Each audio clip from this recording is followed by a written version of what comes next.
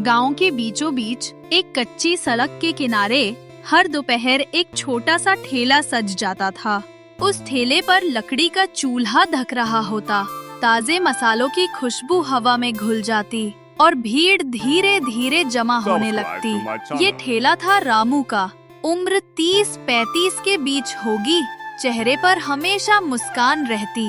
बचपन से अनाथ पर दिल का ऐसा बढ़ा कि पूरा गांव उसे अपना मानता था।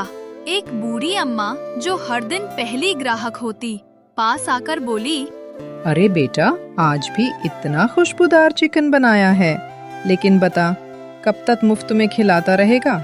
कोई धंधा बंदा कर ले, थोड़ा कमा भी ले। अम्मा, जब तक जान है ये ठेला चलेगा। आप बस आशीर्वाद देती रहना। भीड़ बढ़ती जाती। अमीर गरीब छोटे बड़े आसपास के गांवों से लोग रामू के चिकन का स्वाद लेने आते।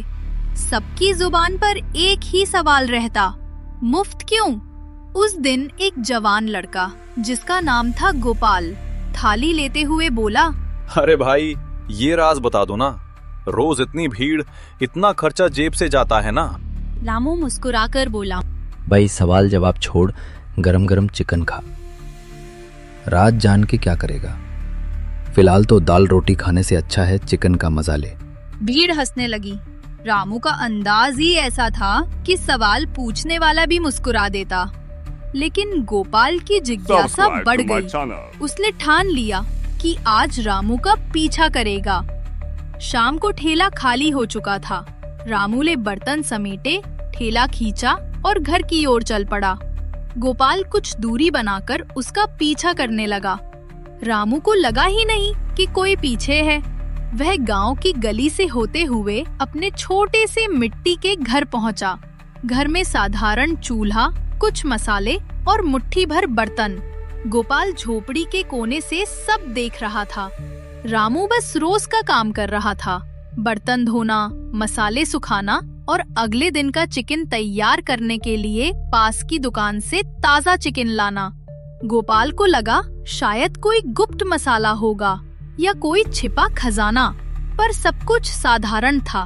वह चुपचाप वापस लौट गया। अगले दिन गोपाल फिर ठेले पर आया। भाई, कल रात तेरे घर तक गया था। अरे वाह, क्यों भैया, रेसिपी चोरी करनी थी क्या? रेसिपी नहीं जानना था कि तू हर दिन इतना चिकन मुफ्त में कैसे खिला देता है। तेरा कोई नफा नहीं, न पैसे आते, फिर कैसे? भाई, तेरे जैसे बहुत लोग पूछते, पर सुन, ये राज जान के तू क्या करेगा? मुफ्त का चिकन खा, पेट भर और घर जा। राज जानने की भूख मत रख। ठीक है, पर एक दिन तो बता ही देना पड़ेगा। अरे हाँ, वो दिन आएगा। एक दिन पूरा गांव जान जाएगा, लेकिन अभी मत जान। अभी तो बस खा, नहीं तो चिकन खत्म हो जाएगा। तू भी ना बड़ा ही अजीब आदमी है। अजीब हूँ, तभी तो सबको मुफ्त में चिकन खिलाता हूँ। रामू ने आंख मारते हुए कहा, भीड़ ठहाका लगाती है, मसालों की खुशबू हवा में फैलती है, हर कोई चिकन का स्वाद ले रहा है, लेकिन दिल के अंदर सबके मन में वही सवाल गूंज रहा है, रामू आखिर ये सब कैसे करता है? गांव में ये चर्चा का विषय बन चुका था। हर कोई राज जानना चाहता था, लेकिन रामू का रहस्य फिलहाल अंधेरे में ही था। अगले दिन सूरज की पहली किरण गांव की गलियों में फैल गई। हल्की ठंडी हवा चल रही थी और गांव के चबूतरे पर लोग रोज की तरह बैठकर बातें कर रहे थे। वहीं से होकर रामू अपना ठेला खींचते हुए उस जगह पहुंचा जहां वो हर दिन ठेला लगाता था। रामू ने रोज की तरह ठेला सजाया, चूल्हा जलाया और चिकन की खुशबू हवा में फैलने लगी। कुछ पुराने ग्राहक पास आकर खड़े हुए। तभी दूर से एक अनजान आदमी गांव की गली से आता दिखा। उसके चेहरे पर तिरछी मुस्कान थी। वह पास आते ही जोर से बोला, अरे भाई, कहाँ है वो रामू? सुना है गांव में कोई ठेला है जो मुफ्त में चिकन और रोटी खिलाता है। भाई, सामने खड़ा हूँ, यही ठेला है। पास खड़ा एक ग्राहक भी मुस्कुरा कर बोला, अरे साहब, यही है हमारे रामू भाई, और यही है वो मशहूर ठेला। एक बार खाओगे तो उंगलियां चाटते रह जाओगे। वो आदमी ठेले को घूरता हुआ बोला, अच्छा, मतलब तुम ही हो वो रामू? बड़ा नाम सुना है तुम्हारा। चलो देखने आया हूं कि ऐसा क्या कमाल कर देते हो। रामू मुस्कुराकर बोला। भाई बोलो, क्या काम था? खाना खाना है तो प्लेट लगाऊं? काम तो कुछ नहीं, बस ये देखने आया हूं कि तुम सबको मुफ्त में खिलाते कैसे हो। ये भी कोई धंधा हुआ भला? जरूर कोई चाल है इसमें। रामू ने शांति से कहा। जैसे बाकी लोग पैसे लेकर खिलाते हैं वैसे मैं मुफ्त में खिला देता हूँ। इसमें चाल क्या होगी? वो आदमी अचानक आवाज ऊंची कर बोला। मुफ्त का खाना ये सबको बेवकूफ बनाने का तरीका है। जरूर ये सड़ा गला सस्ता चिकन लाता होगा। लोग खाकर बीमार पड़ेंगे। कोई इतना नेकदिल नहीं होता कि रोज मुफ्त में सबको खिलाए। ठेले पर खड़े ग्राहकों में हलचल मच गई। कुछ लोग एक दूसरे की ओर देखने लगे। रामू शांत था। भाई, तुम्हारे कहने से कुछ नहीं होता। मेरे ग्राहक जानते हैं कि मैं कैसे बनाता हूँ। आज तक किसी को एक खरोच तक नहीं आई। वो आदमी हंसकर बोला। आज तक नहीं पड़ी, पर कल पड़ सकती है। देख लेना, गांव वाले समझदार हो जाएंगे, मुफ्त का लालच छोड़ देंगे। ये कहकर वो आदमी तिरछी नजर डालता हुआ चला गया। ठेले पर सन्नाटा छा गया। शाम तक ये खबर पूरे गांव में फैल गई। रामू का चिकन मत खाना, उसमें कुछ गड़बड़ है। मुफ्त का है, कोई भरोसा नहीं, कहीं बीमार पड़ गए तो। लोगों में डर बैठ गया। रात को रामू अपने घर लौटा। ठेले को कोने में रखकर बिस्तर पर बैठ गया। उसका चेहरा उतरा हुआ था। तभी उसका एक ग्राहक रवि उसके घर आया। रामू भाई, गांव में चर्चा चल रही है कि अब कोई भी तुम्हारा चिकन नहीं खाएगा। सबको डर है कि तेरे खाने से लोग बीमार पड़ सकते हैं। रामू ने गहरी सांस ली और कहा, देख भाई, जब चीज मुफ्त मिलती है लोग उसकी कदर नहीं करते। ये दुनिया का दस्तूर है। कोई बात नहीं, कल देखेंगे कितने लोग आते हैं। अगर कोई नहीं आया तो मैं अपना ठेला किसी और गांव में लगा दूंगा। रवि उदास होकर चला गया। शाम को गांव के चबूतरे पर लोग फिर इकट्ठा थे। बातचीत का विषय वही रामू का ठेला था। कल अगर कोई नहीं गया तो अच्छा है। हाँ, जाने दो, कहीं सच में कुछ गड़बड़ हो। रामू को समझना चाहिए कि मुफ्त का लालच खतरनाक होता है। गांव का माहौल भारी हो गया। उस रात रामू बिस्तर पर लेटा छत को देखता रहा। अगर कल कोई नहीं आया तो क्या मैं अपना वादा तोड़ दूंगा? मैंने सबको खुश रखने की कसम खाई थी।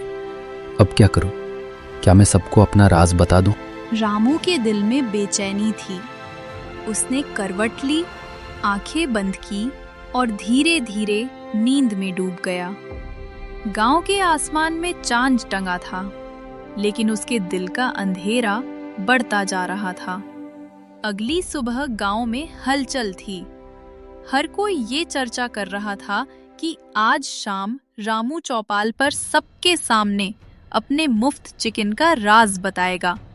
लोग आपस में फुसफुसा रहे थे, देखना जरूर कोई चाल होगी। हाँ भाई, कोई मुफ्त में इतना बढ़िया खाना नहीं खिला सकता। आज तो सब खुलासा हो ही जाएगा। उधर रामू चुपचाप अपने ठेले पर खड़ा था। ठेले पर चिकन बन चुका था, लेकिन ग्राहकों की भीड़ गायब थी। आज सुबह से कोई भी उसकी तरफ नहीं आया। वो मन ही मन बोला, ठीक है, अब वक्त आ गया है कि सच सबके सामने रख दो, चाहे लोग क्या सोचे। शाम को गांव का चौपाल खचाखच भरा हुआ था। बच्चे, बूढ़े और औरतें सब जमा थे। गांव का मुखिया सबसे आगे बैठा था। उसके चेहरे पर मुस्कान थी, लेकिन आंखों में गहराई का दर्द भी झलक रहा था। भाई और बहनों, आज मैं अपना राज बताने आया हूँ, लेकिन पहले एक बात साफ कर दूं। अगर मैंने सच बता दिया तो कल से मैं यहाँ मुफ्त में चिकन नहीं बांट पाऊंगा। सोच लो, राज चाहिए या मुफ्त का खाना? भीड़ में खुसफुसाहट हुई। तभी एक युवक आगे बढ़ा। राज बताओ रामू, सच क्या है? हम सब जानना चाहते हैं। ठीक है, तो सुनो। ये कहानी आज से कई साल पहले की है। मैं पहले एक दूसरे गांव में चिकन बेचता था। वहां एक बहुत अमीर आदमी रहता था। उसका दिल बड़ा था। वो रोज मुझसे सारा चिकन खरीदता और गांव के अनाथ बच्चों, बूढ़ों और गरीबों को खिलाता। मैं रोज उससे अच्छे पैसे लेता और सोचता कि ये आदमी सचमुच फरिश्ता है। एक दिन अचानक वो आदमी बहुत बीमार पड़ गया। मुझे बुलावा आया। मैं भागा भागा उसके घर गया।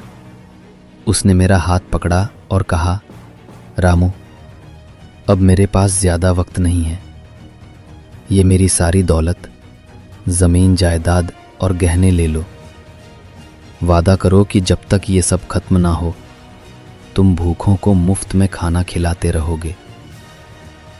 मैं रो पड़ा।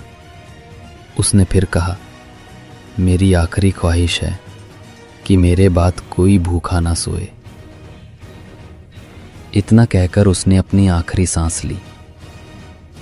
उस दिन से मैंने ठान लिया कि इस दौलत का एक एक पैसा दूसरों को खिलाने में लगाऊंगा। यही वजह है कि मैं यहां मुफ्त में चिकन बांटता हूं। चौपाल पर सन्नाटा छा गया। सभी गांव वाले एक दूसरे की ओर देखने लगे। किसी के पास कुछ कहने को नहीं था। उनकी आंखों में शर्म और पछतावा झलक रहा था। रामू बेटा, हमें माफ कर दो। हमने तेरे नेक काम पर शक करके बड़ा पाप किया। तू गांव का बेटा है, हमें गर्व होना चाहिए था, लेकिन हमने तुझे दुख दिया। मैंने किसी से शिकायत नहीं की, पर अब मैं यहाँ रुकूंगा नहीं। जिस आदमी ने मुझे ये दौलत दी उसने कहा था कि मैं इसे दूसरों को खुश करने में लगाऊं। जब यहाँ लोग मेरी मंशा नहीं समझ पाए तो मुझे अगले गांव जाना होगा। शायद वहाँ कोई भूखा होगा जिसे मेरा ठेला चाहिए। अगले दिन रामू अपना ठेला लेकर गांव छोड़ गया। कुछ मील दूर नए गांव में उसने ठेला लगाया। वही खुशबू, वही प्यार। वहाँ के लोग हैरान थे कि कोई इतना स्वादिष्ट खाना मुफ्त में दे रहा है। लेकिन इस बार रामू को देखकर उनकी आंखों में बस सम्मान था। रामू ने खुद से कहा, यही मेरा रास्ता है। जब तक ये दौलत है मैं भूखों को खिलाऊंगा। शायद किसी दिन लोग समझेंगे कि असली दौलत पैसों की नहीं, इंसानियत की होती है। और उस दिन से रामू की कहानी गांव-गांव गूंजने लगी।